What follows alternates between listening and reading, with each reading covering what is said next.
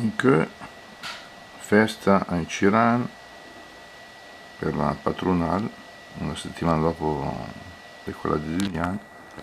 In realtà Santa Maria Assunta, come sappiamo, si festeggia il 15 di agosto, ma tradizionalmente la festa viene svolta nella terza domenica di maggio, mentre in aprile c'è la ricorrenza della consacrazione della chiesa. Questa è la chiesa appunto in Via Italia, questo è l'altare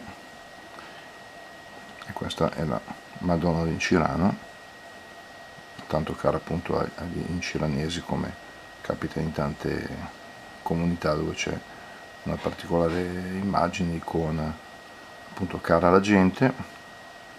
Questo è il campanile da dietro nel cortile, dove sono state allestite delle attrattive, fra cui anche da dei volontari le fotografie della vecchia Incirano